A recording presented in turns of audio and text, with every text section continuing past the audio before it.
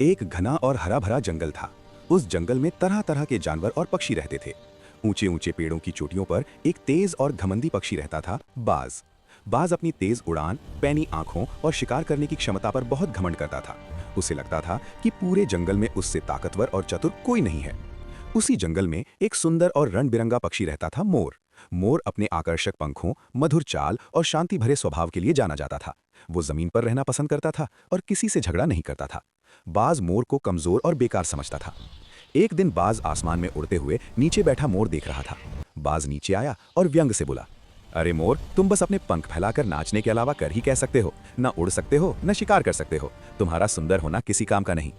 मोर शांत स्वर में बोला, बाज भाई, हर किसी की अपनी अलग ताकत होती है। सुंदरता भी ईश्वर की देन है और बुद्धि भी। लेकिन बाज हंस पड़ा, ताकत वही होती है जो काम आए। तुम तो बस दिखावे के राजा हो। मोर ने कोई उत्तर नहीं दिया। वो जानता था कि समय आने पर हर किसी को उसका उत्तर मिल जाता है। कुछ दिनों बाद जंगल में भयानक सूखा पड़ा। पानी के स्रोत सूखने लगे और शिकार मिलना कठिन हो गया। बाज को ऊपर से तो सब दिखता था, लेकिन उसे ये नहीं पता था कि जमीन पर कहाँ पानी बचा है। भूख और प्यास से परेशान होकर बाज नीचे उतरा। उसने देखा कि मोर और कई अन्य जानवर एक जगह शांति से बैठे हैं। वहां पास में ही एक छोटा सा जल स्रोत था, जो ऊपर से पेड़ों और झाड़ियों के कारण दिखाई नहीं देता था। बाज हैरान रह गया। उसने मोर से पूछा, मोर, तुम्हें इस जल स्रोत के बारे में कैसे पता चला? मोर मुस्कुराया और बोला, मैं जमीन पर रहता हूँ, आसपास के संकेतों को समझता हूँ। जहाँ हरियाली होती है वहाँ पानी जरूर होता है। ताकत सिर्फ उड़ने में नहीं, समझने में भी होती है। बाज को अपनी गलती का थोड़ा एहसास हुआ, लेकिन उसका घमंड पूरी तरह टूटा नहीं था। कुछ समय बाद जंगल में आग लग गई। आग धीरे धीरे फैल रही थी। बाज घबराकर इधर उधर उड़ने लगा। धुएं के कारण उसकी आंखें जलने लगी और उसे सही दिशा समझ नहीं आ रही थी। मोर जमीन पर रहते हुए जानता था कि आग से कैसे बचा जाए।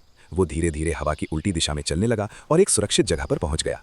रास्ते में उसने बाज को परेशान हालत में देखा। मोर ने ऊंची आवाज में कहा, बाज, नीचे आओ, जमीन के पास हवा साफ है, मेरे पीछे आओ। बाज ने पहली बार बिना सवाल किए मोर की बात मानी। वो नीचे आया और मोर के बताए रास्ते पर चल पड़ा। दोनों सुरक्षित जगह पर पहुंच गए। आग शांत होने के बाद बाज की आंखें खुल चुकी थीं। उसने मोर से कहा, मोर, मुझे माफ कर दो। मैं अपने उड़ने और ताकत पर घमंड करता रहा, लेकिन आज समझ आया कि बुद्धि, अनुभव और शांति भी बहुत बड़ी ताकत होती है। मोर ने विनम्रता से कहा, घमंड इंसान या पक्षी किसी को भी अंधा कर देता है। सीखने की इच्छा ही सबसे बड़ी शक्ति है। उस दिन के बाद बाज का व्यवहार बदल गया। वो अब किसी को कम नहीं समझता था और मोर को अपना मित्र मानता था। जंगल में दोनों की दोस्ती मिसाल बन गई।